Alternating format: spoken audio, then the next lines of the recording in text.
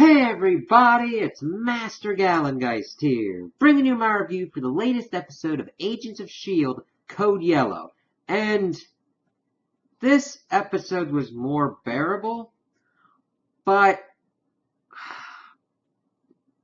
this is really hammering home the shortened season and what the writers had to deal with, because this brought up some interesting things of what could be going on, but it is not executed in a way that really gets you invested in the story. You're more confused of what's going on than anything. So, this is the bulk of this episode at least deals with Deke. So, that's good. Okay, I like that. He still is not enough to save this season so far, but we at least had some funny things going on.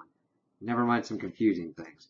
So we start off and we see Deke doing all these crazy ass action shit, cheesy lines, using Max like shotgun axe, going around with this guy, and it's like, what the fuck is going on? There's these alien things from last season, there's the Kree guys, he's doing all these action moves and lines and shit, and then Daisy pops up like the sexy babe thing, and I'm just like, oh god, Deke, you gotta watch out with that, man. I'm like, what's going on? Is this a movie or what? We find out it's the framework, but it doesn't work how it used to. You don't really need many devices. You just gotta kind of walk into a field of it or whatnot. It was kind of strange. I'm like, okay, I don't remember how exactly this worked in the future or what was going on, but alright, evidently he's turned it into a gaming system, which is fucking hilarious, and I'm like, yes, do that, please. All day, every day. Do it. And he's evidently a startup owner, pretty much. He's got a girlfriend named Sequoia who wants to go get boba tea. And they walk around his stupid startup HQ. It's kind of funny, but you know how a joke is gone too far when somebody's like, you see that? Aren't you gonna laugh at that? That's the kind of feeling you get throughout this whole thing as she's doing, like, video recordings and all that. We kind of get that at the tail end of the episode. It's like, oh, sweet Jesus, we've already had these things done and done better. But that's not the most annoying thing going on. We see the funniest bit is that Deke has pretty much been left to his own devices and has pretty much been using his future knowledge to develop the kind of food pellets and all that, the artificial arm with the energy shield and all this other shit, even the gravity belt and all that. I'm like, okay, those are nice kind of callbacks. All right, sweet. And that's that's kind of where we get at that point. And we see that Mac, Keller, and Benson are looking into what Sarge did. Evidently, it was like statically charged particles in the sky. I'm like, okay, that's tells us really nothing at the moment, but they're still trying to figure out what he was doing. We then switch to Yako and Sarge, and they find this dude, and he like runs away, but they chase him, and he uses Sarge uses his knife, stabs him, and like crystals pop out, and I was like, that's fucking weird. Okay. Let's see here. So, Deke, we then switch back to Deke, and Sarge shows up there and pretty much tries to get him with information. And Deke evidently was not appraised of the fact that our Coulson is dead. But this Sarge is not being as confrontational and is actually trying to pump him with information. I like seeing the room that had all the like little callbacks. We see a Lola, little model and all that, and all these other kind of gadgets in there, but of course, Sarge is playing dumb. Deke eventually finds out kind of what's going on. Yo-Yo and Keller and Mac, let me see. They figure out that this dude was trying to go to Sioux Falls. It's like the convergence of three ley lines, and Mac and May decide to go out together to try and hunt down Sarge. Let's see here. It's just... Then we kind of start getting a little bit more information, not a little bit more, alluding to information as Deke is trying to get out. He runs into Yako and starts running. His office gets shot up. And we find out that Deke has a similar signature to whatever they're chasing, but it's different than what they've seen before. I honestly don't know why Deke is still around, because I don't understand what their concepts of time travel actually work with. Again, it gets brought up to all the crazy shit that's going on with time travel in S.H.I.E.L.D. and in Endgame, so I've given up on the fact of them even trying to reconcile these things. With how fast and loose Agents of S.H.I.E.L.D. is flying off the seat of its pants now, I do not have any hope that any of this is going to make any sense whatsoever. And evidently we learned out in the episode that they haven't appraised him that Fitz died. Well, one Fitz died. I always be short and concise in what you're doing with time travel. Follow fucking Steins Gate if you have to, the anime. No, that's weird, but it actually sets up rules for time travel, follows them, and it doesn't get motherfucking confusing. Shit, people. All you have to do is figure out what it means, plot it out, understand your rules, and adhere to them when you need to. And not just when you need to. Sometimes you do need to bend the rules that you've made for interesting narrative choices. Never when the plot demands it, because if you have the plot demanding everything, this is what we get. So, we've now got a situation where everything's going fucking crazy in there, and we find out that the Trevor dude is an agent of S.H.I.E.L.D. That was a pretty cool reveal. And he's able to get Deke outside, and we find out that their exfil has Mac and Meg. They decide to go in and attack what's going on inside there.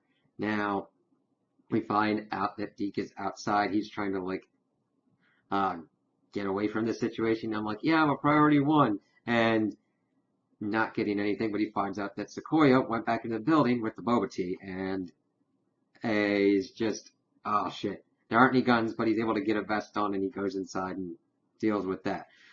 The weirdest, shittiest thing is Mac is going around in there, and he sees what he's doing. He's like, he didn't know that Deke was using future gadgets and shit and trying to sell it as a tech company.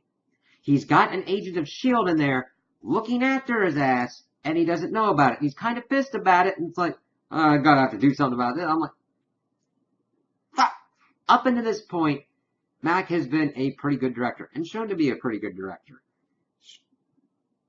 Even though we've had this kind of crappy season so far, it's like, come on, okay, fine, whatever.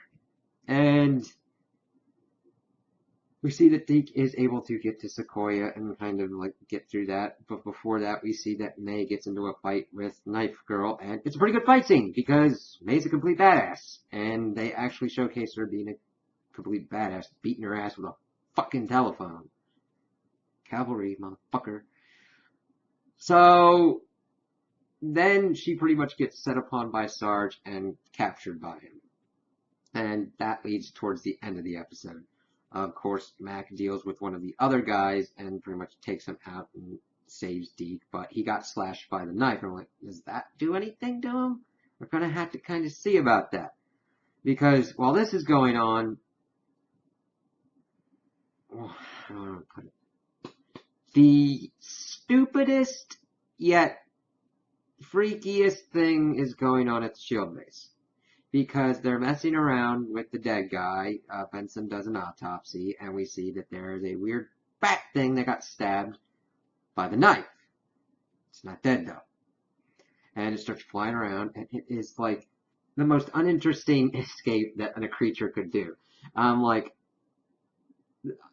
this is like shitty horror movie shit, but it like escapes into a vent, and of course they're going around. We got this other red shirt Diaz chick on them, but Keller and Yo-Yo get to one of them. Yo-Yo goes upside, and of course you gotta subvert them expectations. You hear the thing going on, and it flies at fucking Keller's face. It was hilarious, and I'm like, this ain't gonna go well. And then when it went into his mouth, I'm like, this definitely ain't ending well. And I'm like, all right, let's see how this goes. Evidently, it's fusing with his vascular system. Let me tell you something. I'm not a doctor, obviously, but if something is fusing with your vascular system, you know, the shit that pumps your blood and shit, you know what I mean? Like, getting into that kind of shit? That ain't good. And you should get in and do that kind of shit. Well, they try to, but evidently it's making him hot as motherfucking shit. And he's like, I can't get to him. We got to get him into a containment cell because some kind of shit's going on. I'm like, okay, is he gonna explode or whatnot? And he's kind of freaking out. And before they can get him in there, he starts sprouting out crystal shit like a fucking crystal bomb thing. And I'm like, well, that's red shirt number 1 down that I don't need to care about. Thank you there. So we've lost 2 red shirts already. And I don't care about it. So why were they even here? I mean, you could have just had a no-name person who wasn't in a relationship with Yo-Yo, and there really wouldn't be any difference. I mean, granted, we're going to have scenes where Yo-Yo's like, my kind of boyfriend is dead, because the plot demands it. But I don't care. He at least died cool. Good effects on it. But I mean, I would rather have better writing, to be honest, than a kind of smaller effects on a thing. I don't know why people sometimes get into the effect of that, oh, if we use more budget on it, it's going to look cooler and it's going to be better. That's not always the case. That if you put shine on a turd, it's still a turd. I mean, Crystal Explodey Boy at least entertained me a little bit more than the writing, but I mean, then I get back into the actual writing and I'm like, what the fuck is this thing? Are these people hunting these things? Are these related to the Earth or the planets exploding? Are these why they killed the planet? Why are they fucking here? If these are such an issue, why aren't these affecting the movies? What the fuck? Yeah. I think we got caught up then. Let's see. Oh, man.